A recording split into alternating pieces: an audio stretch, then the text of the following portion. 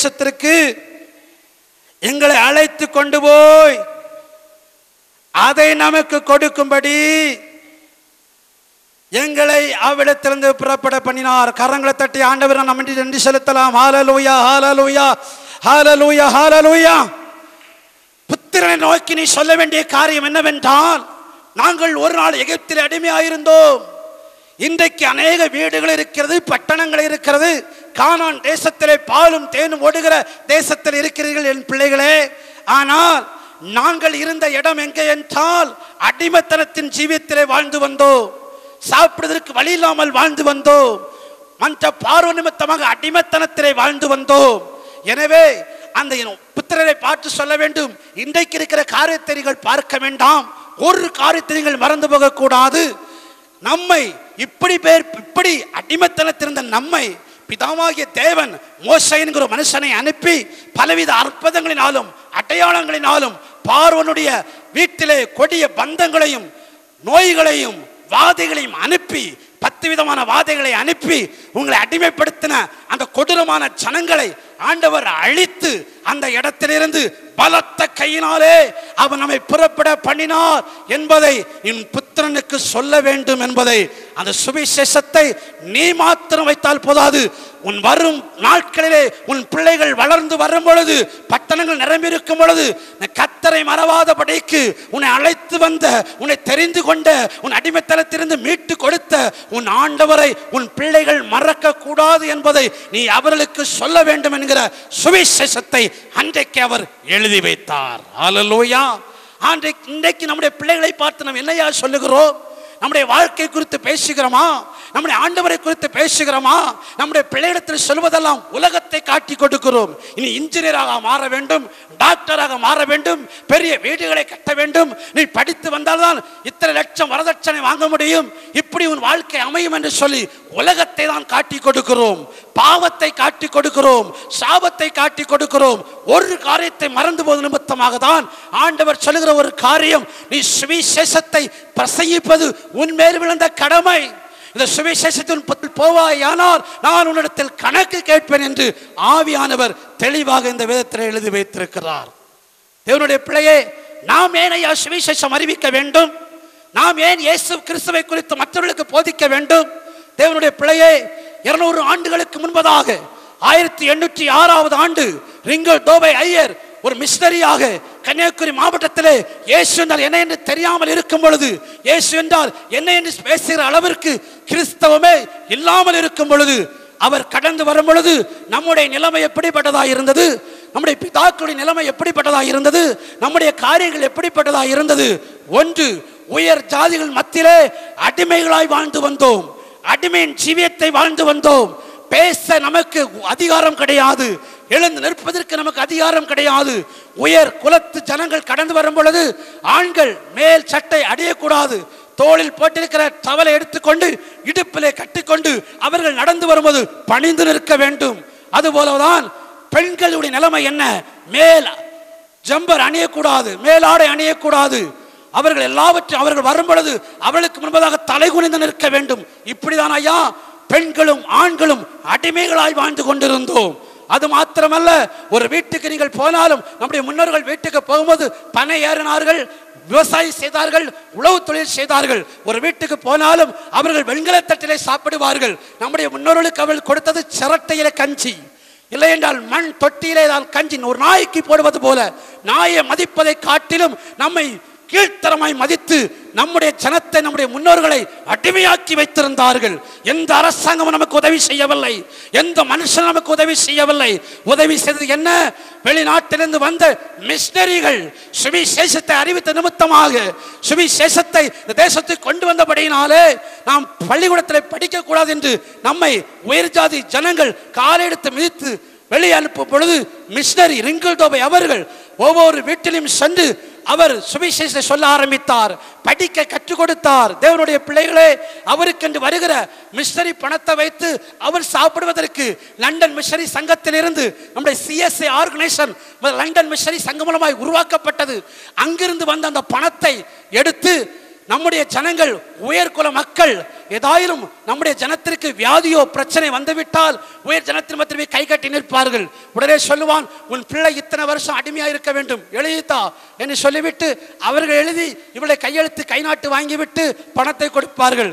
இப்படி உயர் ஜாதி மக்கள் நம்முடைய மக்களை அடிமையாய் வைத்திருந்தார்கள். அவர்கள் கேவலமாய் நடத்தினார்கள், பரியாசம் பண்ணினார்கள். நம்முடைய வாழ்க்கை சீர்குலைந்து காணப்பட்டது. ஒருவரும் உதவி செய்யவில்லை. மிஷனரி வந்தார், இயேசு கிறிஸ்துவை சுவிசேஷம் அறிவித்தார். தனக்கு கிடைக்கப்பட்ட பணத்தை உயர் ஜாதி மக்களிடத்தில் கொடுத்து அடிமையாக இருந்த மக்களை கொண்டு வந்தார். அவர்களுக்கு கல்வியை கற்றுக் கொடுக்க ஆரம்பித்தார். அவளுக்கு இயேசு கிறிஸ்து என்ன என்றால் கற்றுக் கொடுக்க ஆரம்பித்தார். ஐயா, கிட்டத்தட்ட ஒரு 2 வருடம் ஒரு பணி செய்த பின்பு அவர் இந்த போராட்டத்தை கொண்டு வந்தார். எங்களுடைய ஜனங்கள் மேலாடை அணிய வேண்டும், எங்களுடைய பெண்கள் மேலாடை அணிய வேண்டும், என் மக்கள் மேலாடை அணிய வேண்டும், அடிமையாக இருக்கக்கூடாது என்பதை அந்த நாட்களிலே வெளிநாட்டிலிருந்து ஆட்சி செய்தபடினாலே நம்முடைய மிஷனரிகள் போய் மீட் டயர் என்ற அநேக மிஷனரிகள் ஒரு அப்ளிகேஷனை கொடுத்து நம்முடைய ஜனம் எப்படியாயிலும் உயர்ந்த இடத்திற்கு வர வேண்டும், நாகரிகத்தில் முன்னேற வேண்டும், அடிமைத்தனத்திலிருந்து வெளியே வர வேண்டும், இயேசு கிறிஸ்துவை மாத்திரம் அறிவிப்பதற்கு வரவில்லை, நம்முடைய வாழ்க்கையில் அடிமைத்தனத்தை மாற்றும்படியாக இந்த மிஷனரிகள் இரவும் பகலும் செபித்து சாப்பிட வழி இல்லாதபடிக்கு கூளை காய்த்து குடித்து விட்டு தனக்கு வருகிற பணத்தை உங்களுக்கும் எனக்கும் செலவழித்து அவர்கள் செய்யும் பொழுது ஒரு ஆர்டர் வந்தது. திங்கள் நகரிலிருந்து தக்கலை வரையும் ஜனங்கள் கூட்டமாக வந்து எல்லாரும் ஜம்பரை அணிய ஆரம்பித்தார்கள். எல்லா பெண்களும் நல்ல ஜம்பரை அணிந்து நல்ல ஒரு குலத்தினர் நம்முடைய குலம் எழும்பி நிற்க ஆரம்பித்தது. அந்த நேரத்திலே உயர் குலத்தை சார்ந்தவர்கள் ஒரு கூட்டமாக சேர்ந்து வந்து வித்தியாசத்தை எடுத்து படித்து பாருங்கள், இவர்களை அணியவே கூடாது, இவன் அடிமையாக தான் இருக்க வேண்டும், நம் காலின் கீழே தான் இருக்க வேண்டும் என்று சொல்லி செம்பர் போட்ட அனைவருடைய செம்பரை கிழித்து எறிய ஆரம்பித்தார்கள். அதிலே ஒரு ஸ்திரீ ஒரு தந்திரமாக தனக்கு பைத்தியம் பிடித்தது போல அவள் ஜம்பரையும் கிழித்து துணியும் கிழித்து கொண்டு அங்கிருந்து ஓடமாய் ஓடி வந்து தக்கல் இருக்கிற போலீஸ் ஸ்டேஷன்ல வந்து நீங்கள் கொடுத்த ஆர்டரை நாங்கள் பின்பற்றக்கூடாது என்று ஒரு கூட்டம் செய்கிறது என்று சொன்ன உடனே போலீஸ் அங்கு போய் அங்கிருக்கிற உயர் குலத்து ஜனங்களை தடுத்து நிறுத்தி அன்றைக்கு அடிமைத்தனத்தின் வாழ்க்கையாயிருந்த நமக்கு ஒரு விடுதலையை கொடுத்தார்கள். ஒரு சுவிசேஷம், அதான் கிறிஸ்து இயேசுவின் மூலமாக நம்முடைய முன்னோர்கள் மூலமாக நமக்கு கிடைத்த ஒரு பெரிய வாய்ப்பு இயேசு கிறிஸ்துடைய சுவிசேஷம். ஹல்லேலூயா, ஹல்லேலூயா. ஏனையா சுவிசேஷத்தை அறிவிக்க வேண்டும்? ஆனால் இன்றைய சபையை எடுத்து பாருங்கள், இன்றைய சபையின் மக்களை எடுத்து பாருங்கள், வாழ்க்கை மாறிவிட்டது. வேதம் சொல்லுகிறது, பட்டணங்களிலே குடியேற்றப்பட்டு விட்டோம். கன்னியாகுமரி மாவட்டத்திலே நம்முடைய இனம் உயர்ந்த இனமாக நின்று கொண்டிருக்கிறது. பிசினஸ் எடுத்துக்கொண்டாலும், படிப்பை எடுத்துக்கொண்டாலும், எல்லா விதத்தை எடுத்துக்கொண்டாலும் நம்முடைய பிள்ளைகளை பாருங்கள், இன்ஜினியருக்கு படிக்கிறார்கள். நம்முடைய ஆடைகளை பாருங்கள், எந்த மனுஷனும் நம் அடிமையாக இருக்கவில்லை. எந்த உயர் ஜாதி மக்களும் நம்மை கண்டு பயப்படுகிறார்கள். வேதம் சொல்லுகிறது, நீ என்னை விசுவாசித்தால் உன்னை உயர்ந்த ஜாதியை வைப்பேன், பூமிகளுக்குள்ளே சகல ஜாதிகளிலும் உன்னை உயர்ந்த ஜாதியை வைப்பேன் சொன்னது போல இந்த கன்னியாகுமரி மாவட்டத்திலே நம்மை ஆண்டவர் உயர்ந்த ஜனமாய் வைத்திருக்கிறார். அன்றைக்கு நாம் அவர்களை கண்டு பயந்தோம், இன்று அவர்கள் நம்மை கண்டு பயப்படுகிற அளவுக்கு நம்முடைய பிள்ளைகளை உயர்ந்த ஸ்தானத்தில் கொண்டு போயிருக்கிறார். நல்ல ஆடைகளை அணிவது மாத்திரமல்ல, நல்ல அணிகளை அணையத்தக்கதாக வசதிகள், வாய்ப்புகள், வீடுகள், தோப்புகள், மரத்தோப்புகள், மாந்தோப்புகள் என்று வாங்கத்தக்கதாக நம்மை ஆண்டவர் ஆசீர்வதித்து வைத்திருக்கிறார். நம்முடைய பிள்ளைகளை வெளிநாடுகளுக்கு அனுப்பியிருக்கிறார். நான் வெளிநாட்டுக்கு போகும்போது கன்னியாகுமரி மக்கள் அதிக பேரை பார்க்க முடிகிறது. அநேக ஜனங்கள் இருக்கிறார்கள், உயர்ந்த ஸ்தானத்தில் இருக்கிறார்கள், ராஜாக்களை போல பிரபுக்களை போல இருக்கிறார்கள். இதற்கு காரணம் என்ன? எந்த ஒரு மனுஷன் அல்ல, எந்த ஒரு அரசாங்கமும் நம்முடைய இனத்துக்கு உதவி செய்யவில்லை. அடிமைப்பட்டிருந்த காலத்திலே நம்மை அந்த ஸ்தானத்திலிருந்து வெளியே கொண்டு வந்தது ஆண்டவராய் இயேசு கிறிஸ்துவின் நாமம், அவருடைய சுவிசேஷம் தான். இன்றைக்கு தேவனுடைய பிள்ளையை கன்னியாகுமரி மாவட்டத்தில் 70% அதிகமாக கிறிஸ்தவர்களாக நாம் நின்று கொண்டிருக்கிறோம். அநேக கல்வி நிலையங்கள், அநேக காலேஜுகள், அநேக காரியங்கள் எல்லாம் மிஷனரி மூலமாக உருவாக்கப்பட்டு இந்த கன்னியாகுமரியிலிருந்து இன்றைக்கு தேவனுடைய பிள்ளைகளை அநேக மிஷனரிகளை ஆண்டவர் எழுப்பியிருக்கிறார், அநேக ஜனங்களை எழுப்பியிருக்கிறார், அநேக கூடாரங்களை ஆண்டவர் எழுப்பியிருக்கிறார். இப்படி நன்மை செய்த ஆண்டவரை நாம் மறந்து, நம்முடைய சபை மறந்து, இன்றைக்கு சுவிசேஷத்தை பணியை உற்று நோக்காதபடிக்கு, இன்றைக்கு நம்முடைய பிள்ளைகளுக்கு நாம் இந்த காரியத்தை சொல்லிக் கொடுக்காதபடிக்கு நாம் நம்மை நாமே மறைத்து கொள்ளுகிறோம். நாம் பட்ட பாடுகளை சொல்லாமல் தவித்து விடுகிறோம். எந்த சூழலில் ஆண்டவர் நம்மை ரட்சித்தார் என்பதை சொல்வதற்கு மறந்து விடுகிறோம். நாம் பட்ட பாடுகளை சொல்வதற்கு மறந்து விடுகிறோம். ஆனால் தேவனுடைய ஜனமே, இந்த சுவிசேஷம் தான் உன்னை மேன்மையான இடத்துக்கு கொண்டு வந்தது. என் ஆத்மாவினை கர்த்தரை ஸ்தோத்திரி. இது கடமையா? சபைக்கு கடமை. சிஎஸ்ஐ ஆர்கனைசேஷன் எப்படியா உருவாக்கப்பட்டது? எப்படியா சபைகள் உருவாக்கப்பட்டது? எப்படி எல்லாம் உருவாக்கப்பட்டது? ஒவ்வொரு மிஷனரிகளும் கண்டறிவிட்டார்கள். ஒவ்வொரு மிஷனரிகளை நம்முடைய இனமக்கள் ஏற்றுக்கொண்டார்கள். அநேகர் ஏற்றுக்கொள்ளவில்லை. நம்முடைய இனமக்கள் மிஷனரியை ஏற்றுக்கொண்டார்கள். அவர்கள் மூலமாய் அறிவிக்கப்பட்ட சுவிசேஷத்தை ஏற்றுக்கொண்டார்கள். எனவே நம்மிடத்தில் இருந்த கட்டுகள், காரியங்கள் எல்லாம் விடுதலையாக்கப்பட்டு இன்றைய கிறிஸ்தவர்களாக சபையாக மேலோங்கி நின்று கொண்டிருக்கிறோம். இப்படி நின்று கொண்டிருக்கிற நம்மை பார்த்து ஆண்டவர் சொல்லுகிறார், நீ சுவிசேஷத்தை பிரசங்கியாமல் இருந்தால் உனக்கு ஐயோ! நன்மையை பெற்றும் நீ நன்மையை கொடுத்த தேவனை மறந்து வாழ்க்கையிலே நீ அழிந்து கொண்டிருப்பாயானால், சுகபகமான வாழ்க்கையை வாழ்ந்து கொண்டு தேவனை நினையாதபடி அவருடைய சுவிசேஷத்தை மறந்து கொண்டிருப்பாயானால், அப்போஸ்தலனாகிய பவுல் சொல்கிறார், நீ இந்த சுவிசேஷத்தை அறிவிக்காமல் போவாயானால் உனக்கு ஐயோ! ஹல்லேலூயா! இந்த சுவிசேஷத்தை ஒவ்வொருவருக்கும் அறிவிக்க வேண்டும் என்பதை ஆண்டவர் உங்களுக்கு ஞாபகப்படுத்துகிறார். ஹல்லேலூயா! எப்படியெல்லாம் நாம் சுவிசேஷத்தை அறிவிக்க வேண்டும் என்கிற காரியத்தை உங்கள் மத்தியில் நான் சொல்ல விரும்புகிறேன். கர்த்தருக்கு ஸ்தோத்திரம். வாசியுங்கள். லூக்கா எழுதின சுவிசேஷம் 8ஆம் அதிகாரம் 3வது வசனம்.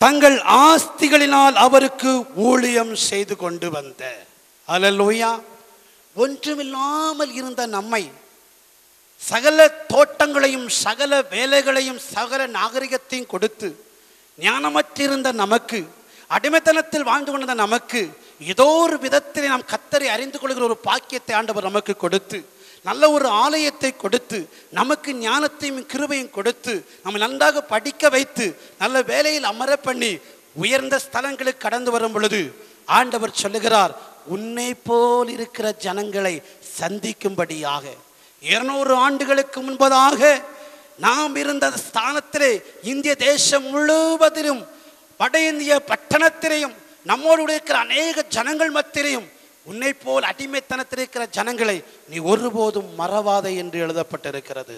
ஹல்லேலூயா! ரிங்கிள்தோப் ஐயர் தன்னுடைய ஏட்டிலே எழுதும் பொழுது, சுவிசேஷம் நிறவும் பொழுது இந்திய முழுவதும் நம்மை போல இருக்கிற மக்களுக்கு சுவிசேஷத்தை அறிவிக்க வேண்டும், கல்வி நிலையங்களை உருவாக்க வேண்டும், ஆர்ப்பனத்தை உருவாக்க வேண்டும், இந்திய தேசத்தை சுவிசேஷ மையமாய் மாற்ற வேண்டும் என்பதை எழுதி வைத்து விட்டுதான் ஐயா அவர் தன்னுடைய இடத்திற்கு போனால் தன்னுடைய வீட்டுக்கு போய் அவரை கடந்து சேரவில்லை. அவர் கப்பல் பிரயாணத்திலே மணக்குடி பாதையாக ஏறி அவர் போய் கொண்டிருக்கும் பொழுது திடீரென்று அவருக்கு ஞாபகம் வந்து விட்டதாம், ஐயோ, நம்முடைய சபையில எத்தனை மக்களுக்கு நான் கடன் கொடுத்தேன், அந்த கடனை ஆலயத்தில் நான் எழுதி வைத்திருக்கிறேன், அதை பின்னாடி வருகிற ஊழியர்கள் போதகர்கள் யாராவது பார்த்து நாம் மீட்புக்காக கொடுக்கப்பட்ட அந்த ஜனங்களை மறுபடியும் அடிமையாக்கி விடக்கூடாது, மற்ற ஜனங்களை அடிமையாக்கி விடக்கூடாது, கொஞ்சம் ரூபாய் தான் தர வேண்டும், அந்த ரூபாயை காட்டி அந்த ஜனத்தை மறுபடியும் அடிமையாக்கி விடக்கூடாது என்பதை அறிந்தவர் சரீரத்தில் சுகவீனமாக இருந்தாலும் அப்பொழுது அவருக்கு தெரியும், இப்படியே இருந்து நான் வீட்டுக்கு போனால் தன்னுடைய அக்கா வீட்டுக்கு போய் சேர்ந்து விடலாம், மறுபடியும் போய்விட்டு மறுபடியும் வந்தால் என் சரீரத்தில் வேதனை தாங்காது, இடையிலே மரித்து போய்விடுவேன் என்று அவருக்கு தெரியும். அப்படி தெரிந்திருந்தாலும் என்னுடைய சுவிசேஷ பணி வீணாய் போகக்கூடாது என்பதற்காக இந்த கன்னியாகுமரி மாவட்டத்திலே தன் உயிரையை மதிக்காதபடி மறுபடியும் வந்து நம்மை மறுபடியும் ஒரு ஜாதி அடிமையாக்கி விடக்கூடாது என்பதற்காக மறுபடியும் கப்பலிருந்து இறங்கி வந்து அவர் எல்லாவற்றையும் அழித்து விட்டு அவர் கடந்து சென்றாராம். தேவனுடைய பிள்ளைகளே, இப்படிதான் ஐயா சுவிசேஷ பணிகள் நமக்கு வந்தது. இப்படி உயர்ந்த ஸ்தானத்தில் இருக்கும் பொழுது ஆண்டவர் உங்களை பார்த்து சொல்லுகிற ஒரு காரியம், உங்கள் ஆஸ்திகளினால் இயேசு கிறிஸ்துவுக்கு ஊழியம் செய்தது போல ஆண்டவர் உங்களுக்கு கொடுத்த காரியத்திலிருந்து சுவிசேஷத்திற்காக, கிறிஸ்துவை அறியாத வட மாநிலத்திற்காக, சுவிசேஷத்தை அறியாத இந்த தேசத்திலே கன்னியாகுமரி மாவட்டத்திலே அநேக அறியாமல் இருந்து கொண்டிருக்கிறார்கள். அந்த சுவிசேஷத்துக்காக உன்னுடைய ஆஸ்தியிலே ஒரு பங்கை நீ கொடுக்க வேண்டும் என்பதை வேதம் நமக்கு தெளிவாக காண்பிக்கிறது. ஹல்லேலூயா! நன்மை பெற்ற நாம் கிறிஸ்துவுக்கு நன்மைக்காக நாம் செய்ய வேண்டும் என்பதை எழுதப்பட்டிருக்கிறது. ஐயா, ஒரு மிஷனரி ஸ்தாபனத்தில் ஒரு சாட்சியை நான் வாசித்து பார்த்தேன். ஒரு மனுஷனுக்கு திடீரென்று ஒரு குஷ்டரோகம் வந்து விட்டது. குஷ்டரோகமாக இருக்கிறவன் ஜெபித்து பார்த்தான், ஆண்டவரே திடீரென்று குஷ்டரோகம் என்னை பிடித்து கொண்டதே, என் கையெல்லாம் அழிவு விட்டதை, என்ன செய்வது என்று அவன் ஒரு வருடமாக ஜெபித்து பார்த்தான். எந்த விமர்சனம் வரவில்லை. ஆனாலும் அந்த மனுஷன் கத்தரை முறுமுறுக்காதபடிக்கு அவன் செய்த காரியம் என்ன தெரியுமா? அவன் ஒரு தெருமுனையில் உட்கார்ந்து பிச்சை எடுக்க ஆரம்பித்தான். தன் வாழ்க்கையை ஓட்டும்படியாக பிச்சை எடுத்துக் கொண்டிருந்த அவன், ஐயோ ஆண்டவருக்கு நான் ஏதாவது செய்ய முடியுமா? குஷ்டரோகம் எனக்கு வந்துவிட்டதே, நான் ஆண்டவருக்கென்று ஒன்றும் செய்ய முடியவில்லை என்று யோசித்த அவன் அந்த உண்டியலிலே கிடைக்கிற பணத்தை சேர்த்து வைத்து மாதம் 3 மிஷரியை தாங்குகிற பணத்தை அனுப்பி கொடுத்தானாம். தேவனுடைய பிள்ளைகளே, ஒரு குஷ்டரோகி, வேலைக்கு போக முடியாதவன், கர்த்தருக்காக எதையாயிலும் செய்ய வேண்டும் என்கிற காரியத்திற்காக அவன் பிச்சை எடுத்த காசிலையும் கர்த்தருடைய பணிக்கென்று கொடுக்க வேண்டும் என்று அவன் கொடுக்க ஆரம்பித்தானாம். ஹல்லேலூயா. இன்றைக்கு தேவனுடைய பிள்ளைகளே, சுவிசேஷத்தை பிரசங்கிப்பது நம்மேது விழுந்த ஒரு கடமை. திருச்சபைகள் இன்று அநேக மிஷனரிகளை தாங்குகிறது, அநேக காரியங்களை செய்கிறது. ஆனால் அநேக தீர்க்கதரிசிகள் தீர்க்க தரிசனமாய் சொல்லியிருக்கிறார்கள், கன்னியாகுமரியில் இருந்துதான் ஒரு மாபெரும் எழுப்புதல் கடந்து வரும், கன்னியாகுமரியில் இருந்துதான் இந்திய தேசம் முழுவதும் சுவிசேஷத்தை பிரசங்கிக்கப்படும் என்று அநேக தீர்க்கதரிசிகள் தீர்க்க தரிசனமாய் சொல்லியிருக்கிறார்கள். எனவே அந்த சுவிசேஷத்திலே, அந்த தீர்க்க தரிசனத்திலே பங்கு பெற வேண்டும் என்றால் முதலாக நீங்களும் நானும் செய்ய வேண்டிய காரியம், நமக்கு கிடைப்பதில்லை நம்மால் இயன்ற அளவுக்கு சுவிசேஷத்தை அறிவிப்பதற்கு. நாம் அடிமையாயிருந்தோம் அல்லவா? ஒரு அடிமையிலிருந்து ஒரு மனுஷன் வெளியே வருவதற்கு, பிசாசை கட்டுக்குள்ள இருக்கிற ஒரு மனுஷன் இயேசு கிறிஸ்துவின் சுவிசேஷத்தை அறிவிப்பதற்கு, அறிந்து கொள்வதற்கு ஏதாயினும் ஒரு விதத்திலே நாம் உதவி செய்ய வேண்டியது அவசியமாயிருக்கிறது. ஹல்லேலூயா. இரண்டாவதாக, பக்தி உள்ளவனை தேவன் தமக்கென்று தெரிந்து கொள்ள சொன்னது போல, நம்மை யாராயிலும் ஆண்டவர் மிஷனரி ஊழியத்திற்கென்று வட இந்தியாவுக்கென்று சுவிசேஷம் அறிவிக்கும்படியாய் நம்மை தெரிந்து கொள்கிற பட்சத்திலே நாம் அவருடைய பணியை செய்வதற்கு நம்மை அர்ப்பணம் செய்யும் பொழுது ஆண்டவர் நம்மை அந்த உயர்ந்த பதவியாகிய உயர்ந்த ஊழியத்திற்கு நம்மை இழுத்து கொண்டு செல்ல அவர் ஆயத்தமாயிருக்கிறார். ஹல்லேலூயா. கடந்த நாட்களிலே ஒரு புத்தகத்தை பாஸ்டர்கள் என் கரத்திலே கொடுத்தார்கள். குல்ஸ்தான் எஸ்தர் என்கிற ஒரு புத்தகத்தை கொடுத்தார்கள். தேவனுடைய பிள்ளைகளே, நான் 2 மணி நேரம் இருந்து அதை வேகமாக வாசிக்க ஆரம்பித்தேன். அதை வாசித்துக் கொண்டிருக்கும் பொழுது தேவனுடைய பிள்ளைகளே, ஒரு பாகிஸ்தானிலே முஸ்லிம் மதத்தை சேர்ந்த ஒரு பிள்ளை, ஒரு வாலிப பிள்ளை 14 வருஷமாக முடவனாய் இருந்து கொண்டிருக்கிறது. அவருடைய தகப்பனார் நல்ல ஒரு தகப்பனார். அவருடைய பருத்தி வேலையை செய்து அந்த நூலை அமெரிக்க ஐக்கிய நாடுகளுக்கு சப்ளை பண்ணுகிற ஒரு பெரிய செல்வந்தன், பெரிய ஒரு ஐஸ்வர்யவான். அவனுக்கு ஒரே ஒரு பிள்ளை. அந்த பிள்ளை உடவனாயிருக்கிறது. தாய் மரிக்கிற சூழலே கொஞ்ச நாட்களே தாய் மரித்து போனாள். தாய் மரிக்கும் போது அவரை பிடித்து சொன்னாராம், நம்முடைய பிள்ளையை இந்த குல்சானை பார்ப்பதற்கு யாரும் கிடையாது, எனவே நீங்கள் இன்னொரு திருமணம் செய்யக்கூடாது என்று பிராமிஸ் வாங்கிவிட்டு இறந்து விட்டார்களாம். அது அந்த நாள் முதற்கொண்டு தகப்பனாரும் மறு திருமணம் செய்யவில்லை. இந்த பிள்ளையை அன்பாய் உபசரித்தாராம், அன்பாய் நடத்தினாராம். அந்த குர்ஆனிலிருந்து அநேக காரியங்களை கற்றுக் கொடுப்பாராம். நம்முடைய இறைவன், நம்முடைய யெகோவா தேவன் எப்படி உனக்கு நன்மை செய்வார், எப்படி உன்னுடைய கால் சுகமாகும், எப்படி முடவனத்தில் எழுப்பி விடுவாய், நமக்கு செல்வம் இருக்கிறது, எல்லாம் இருக்கிறது, உனக்கு பேர்ல எல்லாம் இருக்கிறது, அந்த தேவன் நமக்கு தரும், நம்முடைய அல்லாஹ் நமக்கு உதவி செய்யும் என்று சொல்லி அவளுக்கு எப்போதும் போதித்து அவள் அதில் பக்தியாய் மாற்றப்பட்டாளாம். மெக்காவுக்கு கூட்டிக் கொண்டு போனார்களாம். அமெரிக்க நாட்டுக்கு போய் பெரிய ஹாஸ்பிட்டலில் போகும்போது அங்கு சொல்லிவிட்டார்களாம், மருத்துவத்தினால் இந்த கால் முடமானது சுகமாகாது, இது தேவ அருள் பெற்றால்தான் முடியும் என்று சொல்லிவிட்டாராம். கர்த்தருக்கு ஸ்தோத்திரம். அவர் அந்த மெக்காவுக்கு அவளை கொண்டு போகும் பொழுது, ஒவ்வொரு மெக்காவிலும் கூட்டிக் கொண்டு போகும் பொழுது ஆபிரகாம் அப்படின்னு ஒவ்வொரு தூணாக இருக்குமாம். அந்த தூணுக்கிட்ட போன உடனே எப்படியா என்னை குணமாக்கும். ஒவ்வொரு தூணுக்கிட்ட போகும்போது அவர்கள் வணங்கும் பொழுது அந்த தகப்பனார் உடைய முகத்தை பார்ப்பாராம், சுகமாகிவிட்டதா என்று. அவ்வளவு விசுவாசத்தோடு, அவ்வளவு பக்தியோடு, எப்படியாயினும் சுகம் கிடைக்க வேண்டும், எப்படியாயினும் கால் முடமும் நிமிர்ந்து நிற்க வேண்டும் என்கிற எண்ணத்தோடு அந்த குர்ஆனை வாசித்து விசுவாசத்தோடு கூட ஒவ்வொரு இடத்திற்கு போனாலாம். ஆனால் சுகமே கிடைக்கவில்லை. வியாதியிலே மறுபடியும் திரும்பி பாகிஸ்தானிலே அந்த ராவல்பிண்டி பக்கத்தில் இருக்கிற இடத்திற்கு அவள் கடந்து வந்தாளாம். கர்த்தருக்கு ஸ்தோத்திரம். மிக சோர்வோடு மனவேதனையோடு இருக்கும் பொழுது தகப்பனார் சொன்னாராம், எப்படியாயினும் நம்முடைய அல்லாஹ் நமக்கு உதவி செய்யும், நீ அந்த விசுவாசத்தை விட்டு விடாதே, அதை தொடர்ந்து படி என்று சொல்லி படிக்க சொன்னாராம். கர்த்தருக்கு ஸ்தோத்திரம். கொஞ்ச நாட்களிலே தகப்பனாரும் வியாதிப்பட்டு அவர் மரிக்க போனாராம். மரித்த சூழ்நிலை சொன்னாராம், நான் மரித்து விட்டேன் என்று சொல்லி நீ தற்கொலை செய்து விடாதே, உனக்கு சுகமாகவில்லை என்று தற்கொலை பண்ணி விடாதே, நீ தற்கொலை செய்தால் பிசாசு எடுத்தாலும் போவாய், எனவே நம்முடைய அல்லாஹ் இருக்கிற இடத்துக்கு நீ வர வேண்டும், எனவே நீ தற்கொலைப்படாதே என்று சொல்லிவிட்டு போய்விட்டாளாம். அப்பொழுது இவள் குர்ஆனை படிக்க ஆரம்பித்தாளாம். திடீரென்று ஒரு எண்ணம் வந்ததாம், குஷ்டரோகிகளை குணமாக்கினார், வியாதிகளை குணமாக்கினார், முடவனாயிருந்த மனுஷனுக்கு நடக்க வைத்தார் என்று நம்முடைய குர்ஆனில் எங்கும் எழுதப்படவில்லையே, எந்த நபியும் இப்படிப்பட்ட ஒரு பெரிய அற்புதத்தை செய்யவில்லையே, எல்லா சட்டங்களும் திட்டங்களும் கட்டளை தான் கொடுக்கப்பட்டிருக்கிறதே தவிர யாருக்கு கண்ணு சுகமானது, முடவனாயிருந்து சுகமாக்கப்பட்டது என்று எங்கேயும் எழுதப்படவில்லையே என்று வாசித்து கொண்டிருக்கும் பொழுது அங்கு வந்த அவருடைய அம்மாவை கூப்பிட்டு கேட்டாராம், இப்படி ஒன்று எழுதப்படவில்லை. சொன்னாராம், ஈசா என்கிற ஒரு மரியனுடைய சுதன் என்று எழுதப்பட்டிருக்கிறது, அந்த சுதனை பற்றி தீர்க்கதரிசியை பற்றி எழுதப்பட்டிருக்கிறது, அவர் குஷ்டரோகிகளை குணமாக்கினார், கண்ணில்லாதவர்களுக்கு கண்களை கொடுத்தார், முடவனை குணமாக்கினார் என்கிற ஒரு வார்த்தையை சொல்லிவிட்டு போய்விட்டார்களாம். உடனே அந்த வார்த்தையை விசுவாசமாய் பிடித்து கொண்டார்களாம். விசுவாசமாய் பிடித்து கொண்டு, ஐயோ நாம் இவ்வளவு நாள் இதை வாசித்து விட்டோமே, இந்த ஒரு காரியத்தை அறியாமல் விட்டோமே, இத்தனை குர்ஆனை வாசித்து அதில் அற்புதம் செய்யக்கூடிய சக்தி இருக்கு என்று எழுதவில்லையே, இந்த ஒன்றுதான் அப்படி செய்திருக்கிறது. அந்த இயேசு யார்? அந்த இயேசுவை பற்றி எனக்கு யார் சொல்லுவார்கள்? அந்த இயேசுவை பற்றி உருது மொழியிலே கிடைக்குமா? அவர் அரபி மொழியில் தான் படித்தார்களாம். உருது மொழியிலே எப்படியாய் தேடி கண்டுபிடிக்க வேண்டும் என்று மிகுந்த ஆவலோடு மிகுந்த காரியத்தோடு கூட குர்ஆனில் இருக்கிற இயேசு கிறிஸ்துவை குறித்து வாசித்து வாசித்து வாசித்து அதிலே அவர்கள் பார்க்க ஆரம்பித்தார்களாம். வாசித்து கொண்டிருக்கும் பொழுது ஒரு நாள் இவர்கள் ஜெபிக்க ஆரம்பித்தார்களாம். இப்படியே குணமாக்கிற இயேசு ஒருவர் இருந்தால் எதை பார்க்க வேண்டும் என்று சொல்லும் பொழுது ஒரு நாள் இயேசு கிறிஸ்து அந்த சகோதரிக்கு தரிசனமானாராம். நடந்த கதை, இன்றைக்கும் அவர்கள் ஊழியம் செய்து கொண்டிருக்கிறார்கள். இயேசு தரிசனமான உடனே இயேசு என்று சொன்னாராம்.